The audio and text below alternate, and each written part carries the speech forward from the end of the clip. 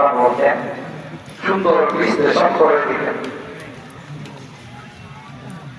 একদিন জিজ্ঞাসা জিজ্ঞাসা করার পর কেউ কোনো স্বপ্ন বলে না, তখন আল্লাহ আপনি নিজের স্বপ্নটাই বললেন। সুবহানাল্লাহ। তোমরা কেউ স্বপ্ন দেখো না, আমি গোটা রাতে আজকে এক মিনিটও ভয় দেখতে, ওই যে করে আমরা দুইজন এসে হয়ে গেছে, ওই যে লম্বা স্বপ্ন, যে যারা সুস্থ তাদেরকে দেখছেন কি অবস্থা, মৃত্যু যারা তাদেরকে কি অবস্থা, তো গোটা রাত্র আমাকে ঘোরায় ঘোরায় কোন গুনার কি শাস্তি হবে এটা আল্লাহ আমাকে জিবরাইল আর মিকাঈলের মাধ্যমে ঘোরায় ঘোরায় দেখেন। বাবা আমি সেদিকে যাব না। তাই এই যে বাচ্চাটা মারা গেল, পরিবার অবাক নেই, স্বপ্নই বাকি দেখে, আর এই স্বপ্নের ফলাফলের কারণে কি আমার বাচ্চাটা মারা গেল জানো না। সত্যই একজন আল্লাহ বলেছে, তার কাছে গিয়ে বললেন যে হযরত আপনার কাছে আসছি, এই ঘটনা ছেলে বাচ্চা থাকা অবস্থায় আমার স্ত্রী স্বপ্ন দেখছিলেন। তিনি সাথে সাথে বললেন এই স্বপ্ন কি ভালো কাছে বলছে? জি। সর্বনাশ সবাই তো এত বড় মাপের একজন সন্তান আল্লাহ তোমাকে দান করছিলেন, সে বিশ্ব বিখ্যাত একজন আলেম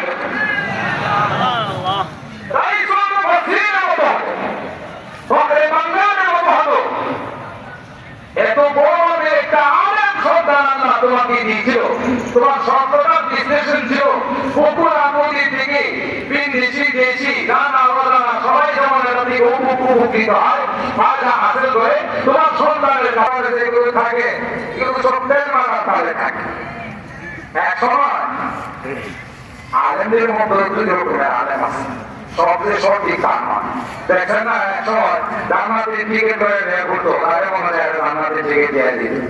এখন মানুষ জান্নাতের টিকিট দিতে আমার কাছে যায়, আমার পূজা পায় না। এটি কি দরকারি আলেন না দরবারি আলেন? কথা বলে দরবারি। তাই যে আলেম কয়েক প্রকার হয়, দুই প্রকার হয়, কিছু থাকে দরকারি, কিছু থাকে দরবারি। দরবারে যা করে এটাই মানে, কথা বলে দেখবেন দরবারি আলেম আমরা যখন দেওবন্দি বুঝলাম বলবো না, দেওয়ান মাদ্রাসায় গেছে বলে ওখানে আমাদের এক উস্তাদ আছে আব্দুল খালেক মাদ্রাস, ওদের কাছে আমরা সময় দিতে গেছি। তো উনি আমাদের দেশের সরকার সম্পর্কে জিজ্ঞাসা করছেন যে আপনাদের দেশের সরকার কেমন, দেশটা কেমন চালাইতেছে। তখন এই দরবারে আমি বলছি যে আমাদের দরকার, আমাদের দেশের যে নেত্রী আছে ওনার জীবনে কোনদিন তাহাজ্জুদ কাজা হয় না, কথা হয় না, জীবনে কোনদিন ফরজ নামাজ তাহাজ্জুদ কি হয় না। তখন আগে আমাদের প্রিয় মন্ত্রী করছিল এই পরিস্থিতির কারণে উনি তাকে প্রশ্ন করছেন। এটা তো আমরা জানি, আমার রুমে বসে কথা হয়েছে, উনি আমাদের ক্লাসে হিসাবে क्या तुम तो कहते हो वो अच्छी नहीं है, लेकिन तुम्हारे यहाँ से जबरदस्त एक आदम है, वो तो कहती कि जिंदगी में इनकी तहज्जुद कोई खाना नहीं हुई। আমাদের কি করে ক্লাসে বলতেছে, আমরা তখন ক্লাসে কেলা দিই, এরা কে আছে এরকম পাক পাক শিখা কথা বলা এই রকমের কিছু থাকে যেগুলো শুধু তেল মারার কাজে থাকে, ঠিক না? বাস্তবতা বুঝতে না, শুধু পাপ করতে দিতে থাকে। এগুলো কতগুলো মজা দরবারের মধ্যে আছে। যখন বললেন যে দেখি কার কি যোগ্যতা আছে, আমার এই স্বপ্নের বিশ্লেষণ করো, ব্যাখ্যা দাও। কি করে জানেন? কালু আদগাতু আহলাম ওয়া মা নাহনু বিতাওবিল আহলামি বিআলিমিন। বাস এক স্বপ্ন, মাত্র স্বপ্ন, মাত্র স্বপ্ন। মানুষ অনেক সময় মনে মনে যারা ভাবে এদের ঘুমাইতে দেয় আপনার মনে যাচ্ছে কিছু স্বপ্নের তবে আমি বলছিলাম আপনার কিছু স্বপ্ন আছে এগুলো অহিত দিনে না করে রাতেও তাই করে দিনে সারাদিন আমার ভাবে বসে রাবে ধুয়ে রে ঘুমায় বসে রাবে ধুয়ে রে তুমি রাবে ধুয়ে কি হয়েছ ও বুঝতে পারতেছে না মন করছে দোকানে মা ভাবতেছি এরা হলো সারাদিন যা করে আমার কিছু স্বপ্ন আছে শয়তানের কবর থেকে বোমা করে আশেপাশে যিনি ভয়ঙ্কর তিনি স্বপ্ন দেখা আল্লাহ নবী বলেছেন এই জাতীয় স্বপ্ন দেখলে সজাগ যদি হয়ে যাও বাম পাশে আওয়াজু বিল্লাহ বলে পরে যদি শুধু মারো শয়তানের 14 গোষ্ঠী বাড়াইব আর আপনাদেরকে একটা তৌফিক বলে যায় অনেক হুজুরদের কাছে কি মানে রাত্রে ঘুমাইতে দেয় বোমা ধরে আশেপাশে তিনি স্বপ্ন দেখি আল্লাহ কসম ইয়াকিন আর বিশ্বাস নিয়ে চার কোন قل يا ايها الكافرون قل هو الله احد قل اعوذ برب الفلق قل اعوذ برب الناس মা বোনরা অনেক পুরুষ সরাসরি আল্লাহ নবীর দেওয়া তাসবিহ সুবহানাল্লাহ সুবহানাল্লাহ এই চার কোন করে এই দুই হাতে দম করে আপনার সারা শরীরের মধ্যে এইভাবে মুছবেন শোয়ার জায়গাটাতে মনে সহজে বাপটা আরো ক্ষমতা না করার কথা আপনি এমন করে রাত্রে ঘুমাই দেবেন না আশেপাশে স্বপ্ন দেখা আপনার ঘুমটা নষ্ট করে আপনি কোরআনে আমলটা করে ইনশাআল্লাহ শান্তি মতো ঘুম হবে কোনোদিন শয়তান আপনার কাছে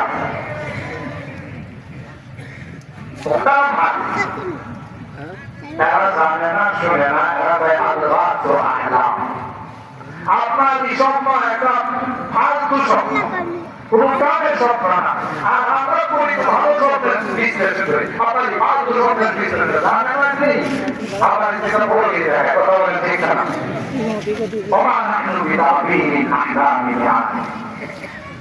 এই যখন দরবারে স্বপ্ন নিয়ে আলোচনা রেখেছে ওই যে 7 বছর আগে একজন বসে মনে আছে আসলে বাদশাকে আল্লাহ এই স্বপ্ন দেখাইছে মাসলুম হয়ে নির্যাতিত হয়ে নিপীড়িত হয়ে ইউসুফ জেলখানায় বসতেছে তাকে বের করার একটা ব্যবস্থা আল্লাহ করে দিয়েছে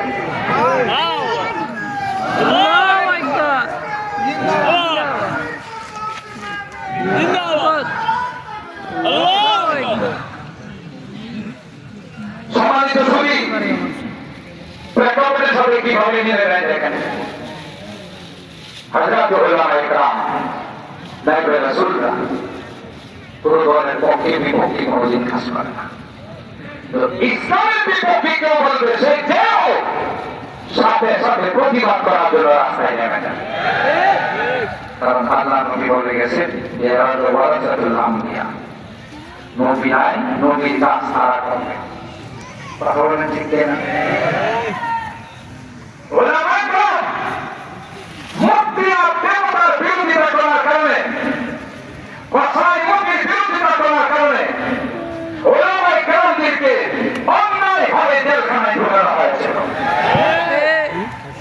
কথা বলেন ঠিক আর ব্রাহ্মণবাড়িয়ার মানুষ উলামা ইকরাম না 8 বছর বাড়িতে থাকতে পারে নাই রমজান মাসে সারি খেতে পারে নাই এই ঘটনাটা কি কথা কিছু অপরাধ ছিল আমার ব্রাহ্মণবাড়িয়ার মানুষের কিছু অপরাধ ছিল যে অপরাধের কারণে তাদের খেতে দেওয়া জমিনের লাইনে যায় ভয় দিচ্ছে কথা বলে ঠিক না